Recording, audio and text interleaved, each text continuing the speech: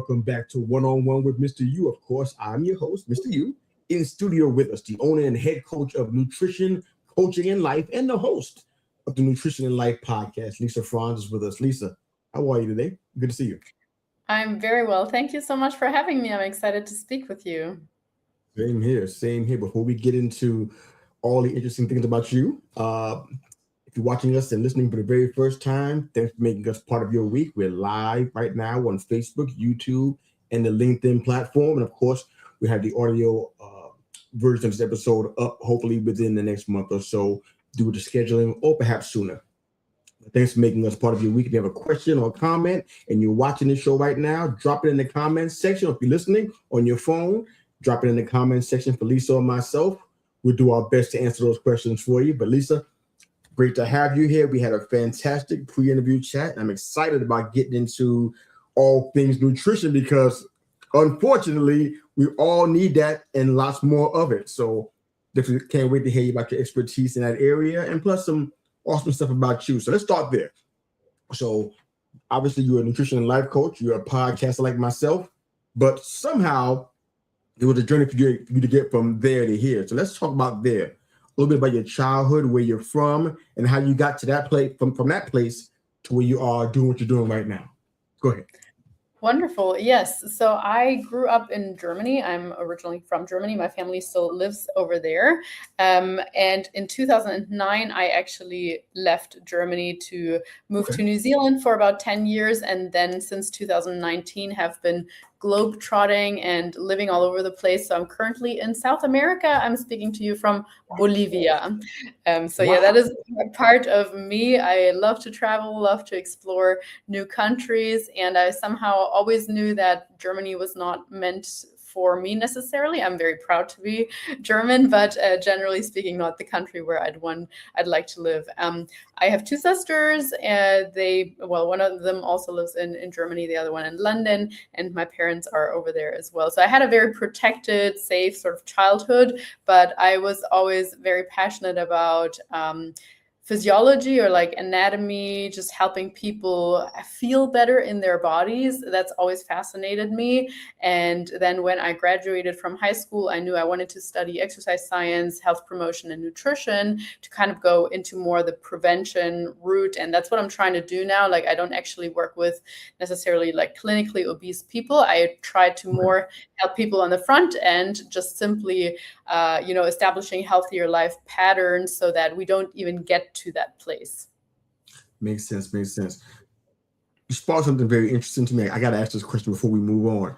What was it about the inner Lisa, if you will, that didn't seem to mesh with Germany and your humble beginnings? What do you think was to be honest, many things. So while there are many great things about Germany, such as like structure, organization, being driven and success oriented, I've always felt it a little bit too rigid, too locked into, you got to do this, you have to do that. And I'm a bit of a rebel by nature. So if you tell me to do something, I'm almost certainly going to be like trying to do the opposite or prove you wrong, that's not necessarily the way. And that is definitely a big factor in that I just wanted to carve out my own way. I don't just want to take on a certain 9-to-5 job just because someone tells me to. Not that there's anything wrong with that. Just that's also something I try to do now as a coach, to encourage people to make conscious decisions. So even if you consciously decide, I want to have this piece of cake, and you enjoy it, you truthfully, savor every single bite, that is awesome. Like, I really applaud people for that. But I think the issue is when we feel like food is taking over and has control over us. And the same thing is if we feel like we're victims of our circumstances. Oh, I can't move the city, I can't get out of the job because blah, blah, blah, blah, blah, blah. And I've just always felt like I want to create my life by design. So that's really the biggest part. And then there are smaller things like, I freaking hate the cold. I love warm weather. So I just, having 6 months of where you need to wear several layers is just way too much for me. And then I guess the third layer would simply be curiosity. I've always just wanted to learn more and get in touch with different nations and cultures and ways of living to pick and choose certain aspects of someone's way of living that I like as well, and of course discard of others. But yeah, those three things I think were my biggest drivers. Okay, no, that makes a lot of sense to me. Now that I hear from you, sounds like you're kind of living a nomadic lifestyle. If I understand right from our conversation, you love to travel, which is clear, and you've been in 56 countries and counting, which is an amazing feat. That's incredible. Tell me, what is there a method to the madness? I mean, madness in the most respectful way possible. Is there a method to the madness of when you move, when you decide to stay for a while? Is there a certain amount of time you stay? Is it when you get bored? Is it something that what exactly is the reasons that will make you kind of stay or move in this globe-trotting lifestyle that you're living right now? Well, the methods are various. So, for example, during the pandemic, of course, it was kind of limited by which countries are open to people even coming in, and where people could fly to and so on. So I, for example, during the pandemic, I was in Dubai, in Bali, in Mallorca, and Mexico. So those were some of the places where it was easier to be in and things were not quite as restricted. And nowadays, it's really kind of determined by several things. So when I first started off nomading, I had no issue being in a place like 2 weeks, 4 weeks, 2 weeks, 4 weeks.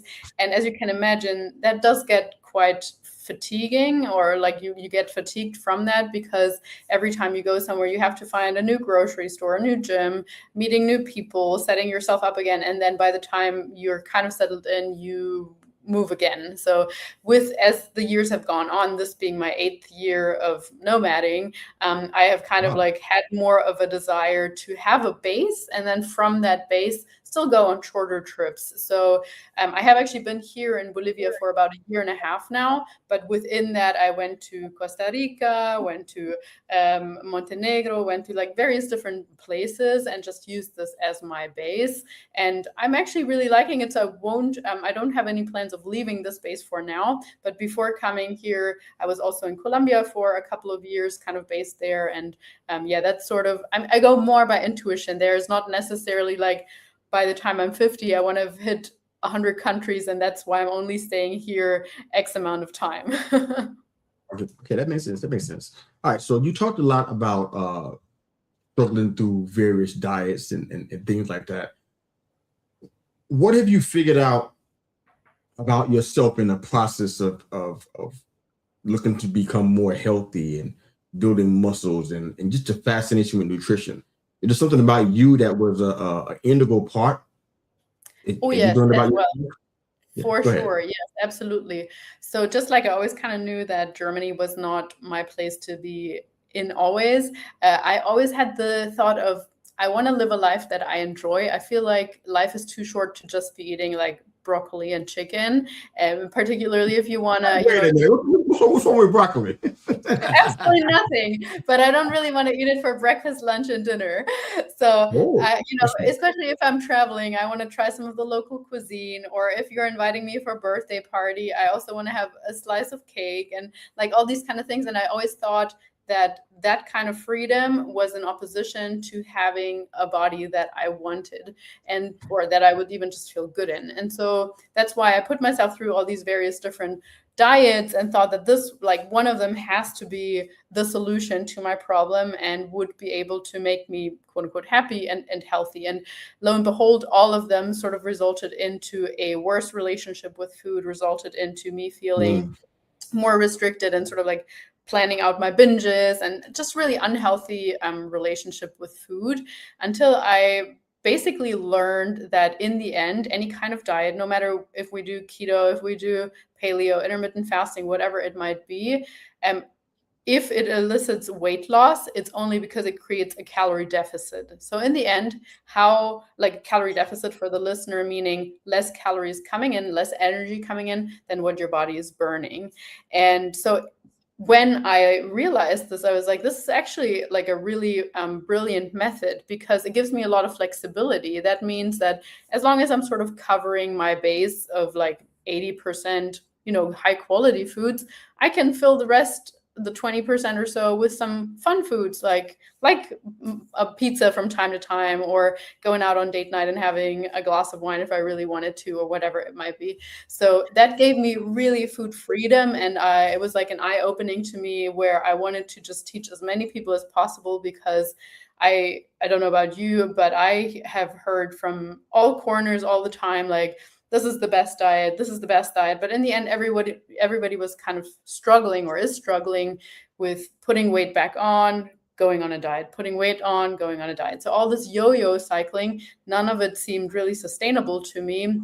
And so I really made it my mission, or am making it my mission, to teach other people that life doesn't have to feel so restrictive. And yes, you can have both. You can have a body that you love and feel really great in, and at the same time, you can also live a lifestyle that's not super, super rigid, where you're just eating out of Tupperware containers and chicken and broccoli and maybe rice. Nothing wrong with chicken and broccoli, but I get it. I hear what you're saying. Absolutely. So I'm assuming that you are an avid label reader. I've always been that since I was a young person, but obviously you don't know what you're reading, you don't know what you're seeing, and what it actually can do to your body. That's not in the ingredients either. You don't know what the impact is and why it's there and what the point of it is. So there's a lot there, but obviously you are a label reader. Why is that important in this day and time for us to do that now more than ever? Oh, such a great question. I think because we have more processed foods than ever. So back in the day, I would say, or maybe even just going back 50 years, going back 100 years, there were a lot less things in our supermarket or grocery stores that contained 20 ingredients or more. I would say most things were like, okay, here you have maybe your bread flour, maybe you have your refined sugar, maybe some butter or whatever, but those are still things that are either single ingredient or maybe a couple of ingredients. And nowadays, when you walk through the aisles, the majority of the things like chips and cookies and frozen pizza and whatnot. And so with all of that, it's not just that people process it, but it's often that we put in chemical things, or preservatives, or like artificial things essentially. And just by having more highly processed things, we tend to consume more as well, because the data is actually really clear. There's so many studies that demonstrate if you have two groups of people, one of them you give access to nothing but whole foods. And by whole foods, I mean like meat, fish, vegetables, fruit, some healthy grains and starches, that kind of stuff, but not processed, obviously. So you give that one group access to that, and then you have another group that has only access to processed things. On average, and they also changed the group. So a couple of days, the one group was following the one diet, and the other group was following the other food pattern. And so on average, someone who had access to the processed things would eat 500 calories more per day. And wow. I mean, for someone listening, this can be as much as like 25% or more of your total daily requirements. If you're a smaller female, your daily requirement might only be like 1,700 calories. And if you eat an extra 500 just because it's already processed, that adds up over time. And obviously that manifests in extra body fat, which we don't want. Wow. I'd love to get your context on the United States or American side of it, but I don't think you live here, so I can't use you in that way. But be honest about it. Is it really hard to eat healthy? And I mean, as far as not just the habit, but I mean also how much it costs. Is it really hard to eat healthy and maintain that where you live in now and where you have been living? Kind of open up take us behind the curtain a little bit. Has it been expensive and hard to do that? Or is it easy? If it's easy, how can we do it, even in our situation where we are in the United States? Go ahead.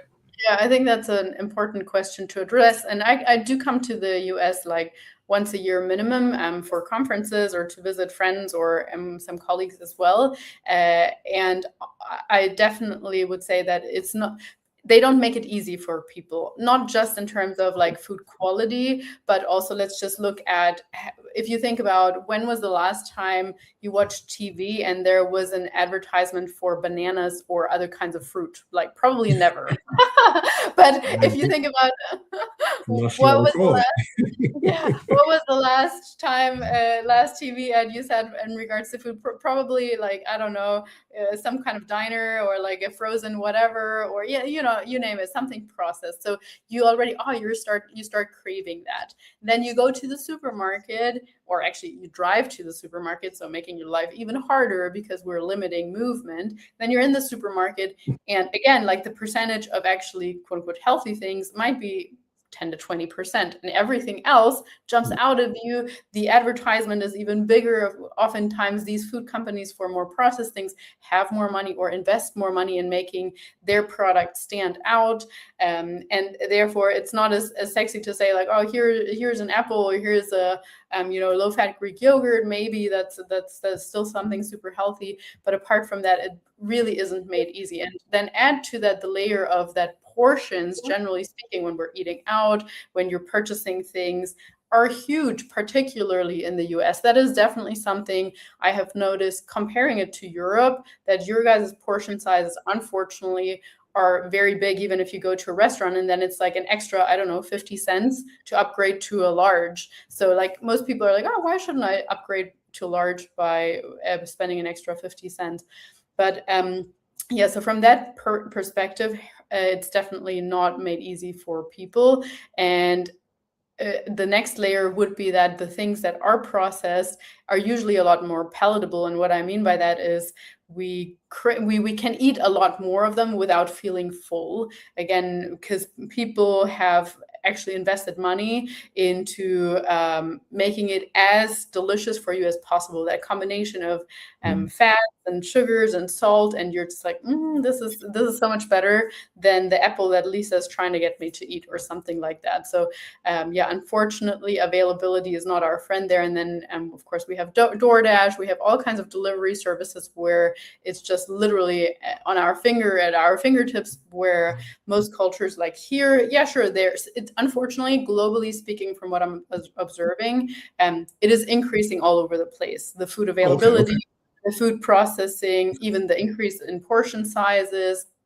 But what can we do in order to mitigate that? I guess we have to have some sort of restrictions for ourselves. While I am the biggest fan of talking about food freedom, that doesn't mean that I'm allowing myself to eat whatever I want, wherever I want, whenever I want. So I still, like I alluded to earlier, try to eat 80-90% whole foods. And of that, not all of them are necessarily very costly. Take things like eggs, take things like oats, rice, potatoes, even chicken is reasonably inexpensive, if you will. Nice yogurt, other kind of fruit like berries or so, depending on the season, of course, is not necessarily super, super expensive, or much more expensive than ordering in or then getting a frozen meal or something like that. So I do think oftentimes people overcomplicate things, and we want, a recipe with 20 different ingredients, where I'm like, geez, just brown up some nice meat and add a nice starch, maybe some sweet potato to it, and maybe broccoli or another vegetable that you like. And you have 3 ingredients, and that makes for a wonderful meal. You can add some nice flavor by adding some herbs, some spices, and that's about it. You really don't need that much. And same thing for your breakfast, like oats with with eggs in them, or with protein powder. Lunch, have a nice wrap with some veggies, some greens, and some chicken in it as well. Like, there you go, you have 3 meals, and that doesn't necessarily cost you an arm and a leg. Of course, if people overcomplicate it and try to buy everything extra organic and from a farm, and then, okay, no, I can't have the farm-raised salmon, I need to get the wild salmon from wherever with the specifics, I don't know, whatever seeds that you can only find and source in Peru in the highest mountain, then sure, your grocery bill is going to add up. But it's also absolutely possible to eat healthy on a budget. I love it. What's one of the biggest challenges you've seen as a coach in the nutrition realm? What's one of the biggest challenges you've seen, without giving any personal information about a client? Just one of the biggest challenges, like, wow. Well, I'll give you two things. So the first one that I think everybody struggles with is just consistency. Literally consistency. If I could wave my magic wand and give something to all my clients or anybody listening, it would be, here's the gift of consistency. Please be consistent, because it doesn't have to be the huge strides. You don't have to cut your calories in half. You don't have to cut out complete food groups. You don't need to train 6 times per week or whatever. Just, find a small workout regime of 2 to 3 times per week that you can be consistent with, not just in half a year's time, not just in 6 years' time, but I'd love for you to work out until your very last day when you're 90 or 100 years old and still somewhat active. Of course, the type of training is going to change, but I want you to be active in old age. And same thing with nutrition. It should feel like it's sustainable. So often we think about steps too big in the beginning, and we cannot be consistent with them. If you say from tomorrow, I'm never ever eating sugar again, and then again, like go to a birthday party and everyone is eating cake, and then you feel like you failed, and so then you decide to sabotage the whole entire weekend and start back over on Monday. No, let's just work on consistency. So I would say that overall is really the biggest thing. And I cannot think of one specific client example, but several that add up together. And that's really just the magic of two things. So pairing resistance training for beginners that can literally just look like doing some body weight workouts, for more advanced people, or as you move on, and incorporating the resistance of some weights. Pairing that with a sufficiently high protein intake, that is honestly the magic of body recomposition. And what I mean by that is turning fat into muscle. If we do that consistently while kind of monitoring the quantity of what we're eating too, honestly, your body can transform so much. You don't even need to look at the scale anymore. You just need to have patience and play the long game of like a year, 2 years, and you'll be like, "Ooh, my midsection is shrinking, but at the same time, my arms are gaining definition, my back is gaining definition." Maybe if you're a woman, you want your booty to look a little bit nicer, and that really comes through the magic of consistent training and also protein intake. Sorry. My own show. I don't think that's ever happened. Good job. Keep going. Well, I'm a foreigner. This is not my native language, so you can blame it on that. Okay, all right, okay. That's not the reason why that happened, but okay. I love it. You mentioned consistency. I think that's something that any coach worth their salt is going to mention. Is that the magic ingredient for fat loss, or is there something else that we might be missing? I would say if you take consistency, resistance training, and protein, and monitoring your food quantity, you're off to a very good start. And I think consistency is not just important for body composition or health, but really like for literally everything in life. I don't know about you, but anything I have achieved or where I feel like I've had success, even on a relationship level, it's consistency, is consistently showing up for yourself, for other people, putting in the work, putting in one foot in front of the other, even or especially when times are hard, and because anybody can keep moving when life is easy and you don't have any struggles at all. Yeah. So you mentioned something about a broken metabolism. Exactly what is that? Help us out with that. Well, quite often I hear, because I mostly work with women, and many of them that come to me, they say, "Oh, Lisa, I think my metabolism is broken. I'm doing all the things that people tell me to do. I'm doing all the things I used to do that used to work for weight loss, and suddenly nothing is happening anymore, or maybe I'm even gaining weight." And then the term broken metabolism is being thrown around. By now, we actually know that there's no such thing as a broken metabolism. If anything, your metabolism adapts. And what that means is maybe you have eaten in a very low caloric state for a long time. So maybe you were doing a diet, and after the diet, you were afraid to add the food back in. So you just stayed at a really low calorie level, or maybe you live a very stressful life and you don't take the time to eat sufficiently. And so your body's super smart. Its only goal is really to keep you alive. And therefore, what it does with time, is literally like down regulating your metabolic output. So kind of like a laptop. If you unplug it for a while, it's fine, nothing happens, everything runs super smooth. But then after a while, when it's going into like a lower power state and it's noticing energy is not coming in, it goes into like the screen gets a bit more dim, the backup processes don't run anymore, and so on.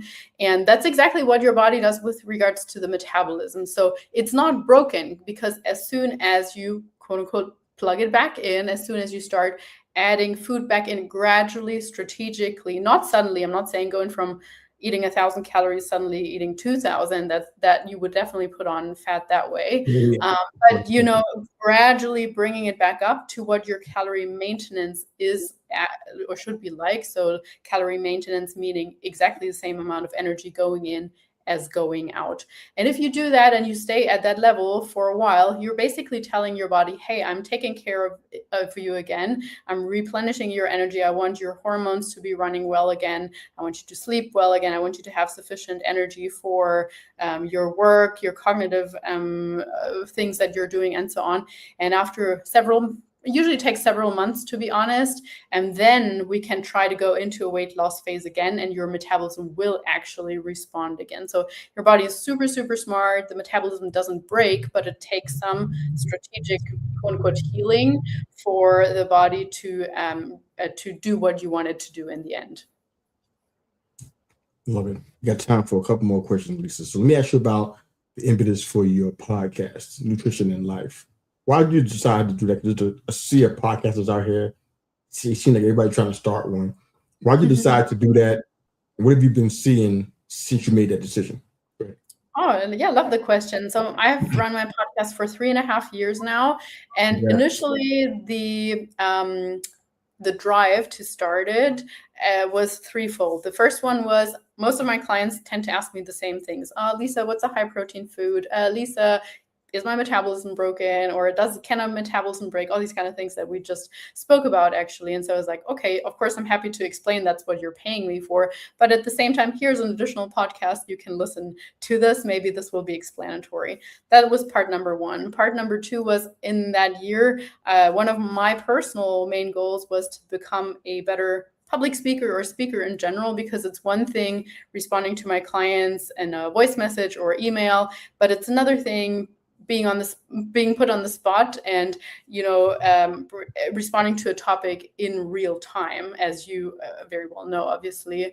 And then the third one was literally because I wanted to network. I mean, as an online coach, as a digital nomad, sometimes it can be a little bit lonely, or you think like, oh, are other people going through these challenges?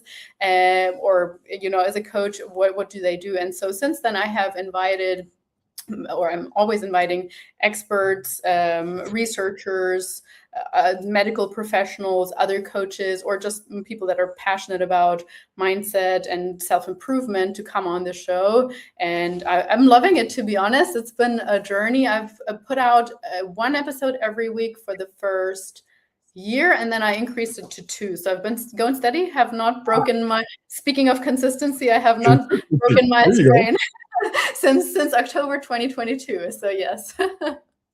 Congratulations. That's so good. You're in the perfect community to build that audience. So excited to hear that, man. I love it. I'm glad to be a part of your community, by the way. Wonderful. Thank you. If you can give us 3 of your top travel tips. I wasn't prepared to ask that, but now in hindsight, I'm like, you know what? She's traveling everywhere. She's a globetrotter for real. Maybe she can offer some tips. So do you have about 3 of your top tips for travel you can share with our audience? You mean like as in destinations, or when it comes to nutrition and travel? In your case, I probably would say part nutrition and part just like good habits, how to pack, how to travel in new areas you haven't been in before, what to do, what not to do. If you got more than 3, I'll take them. But that's kind of what I was thinking. Okay, great. Well, I'll tell you how I select where I'm staying usually in a certain place. Of course, I choose my travel destination, as I mentioned, because I want a warm location, right now I'm not close to a beach, but before this destination, I also usually wanted to be close to a beach. I love the water. I love being able to see good sunset or sunrise. So that was a big criteria for me. But now it's more like I select my Airbnb or the place that I want to stay at, hotel or so, by checking out, is there a grocery store, a gym, and a good cafe within 10 minutes of walking? I love walking places. That cafe costs report. That's a very good point. And in many American cities, unfortunately, walking is not made super easy. So you need a car or so. But I prefer to. Right. Yeah, absolutely. But I mean, if you're within 5 to 10 minutes, still, at least it's a shorter Uber ride or whatever you're paying for. So that's very important for me because I still want to work out no matter where I am. I still want to have access to convenient food, and since I work from cafes or from home, from wherever I'm staying, I also want to have access to a good cafe. And yeah, if I can have like a nice park nearby or some other place where I can go for a walk, those are some of my priorities. On top of that, I usually see that I don't have to take a red-eye flight. Back in the day, I was just like cheapest option, no matter what. And then it would sometimes take me like literally 60 hours to get to my destination just because I was a poor backpacker. And by now I'm like, my sleep is way too valuable for me. I am doing everything to protect my sleep and like literally seeing that I can, even if I have to spend a little bit more money sometimes, but just making sure I can travel throughout the day and go to bed at a reasonable hour or get up at a reasonable hour. So I would also recommend that to people because I think sometimes we're just too inclined to just look at the finances or think, oh, if we fly during the night, we can have the extra day when we arrive first thing in the morning, but you're not considering that you might be completely groggy and setting yourself up for a tired week ahead or so. I also personally always travel with protein powder and protein bars simply because this is the macronutrient that's just hardest to get by. It's so easy to find carbs anywhere. You know, you can find fruit, you can find some crackers, you can find rice cakes, whatever. Like carbs are easy to get by. Fats are easy to get by. You can buy some nuts. It's very, very easy, but protein is often the hardest. And I don't want to be at the airport and my only option being some sort of horrible looking muffin that's going to put me to sleep afterwards, and I'd rather just have a protein bar and then when I get there have an actual wonderful meal. So I guess those would be some of the broad tips that I have. I love it. I gotta ask this one. I know this is an extra question, Madeline, so answer it as quickly as you can. While we're doing that, I'm putting your contact information on the screen, your instagram.com/nutrition coaching and life. You can find Lisa. She has free content, recipe guides, training videos, mindset coaching, all that's on her Instagram. So you can find her there. Instagram.com/nutrition coaching and life. All one word. All right. So I gotta ask this because I have a good friend that she's a traveler. It's all she wants to do. As a matter of fact, I think she's about to sell her house if she hasn't already, just so she can travel. That blows my mind. That's just me. But for me, I can't help but think about some of the inherent dangers of being in certain places and not knowing where you're going. And so do you have a tip for that? Because people are traveling now and they may not be doing it as consistently as you are, but they're going to places that are essentially unknown. Mm-hmm. Googling a location is one thing. Looking at a magazine is one thing, but it doesn't always give you the full picture. So any wisdom regarding that for our listeners and viewers who might be travelers who may want to be? For sure, and particularly traveling as a solo female traveler is not always the easiest or maybe safest. But to be honest, I have nothing has ever happened to me. I've only had good experiences with people all over the globe, and I guess to a large extent because I don't really go out at night at all. Like I don't drink alcohol. Yes, I might go for a nice meal, but the latest I'm usually home is like 10 p.m. at the latest. And in the dark, I don't ever walk anywhere. So I always would take an Uber, and I wouldn't take a taxi anywhere just because you don't have anything, registered. You don't know the plate. People might take you somewhere else. So I literally would always recommend taking a driving app or something, a transport app.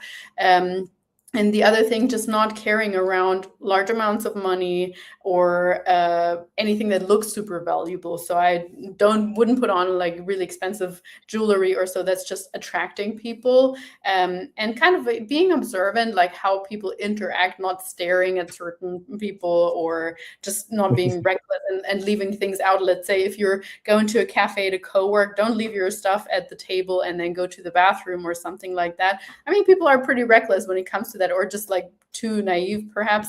In many countries, Take your laptop to the bathroom. That's why. that's a very, very good point. But yeah, those would be my main tips.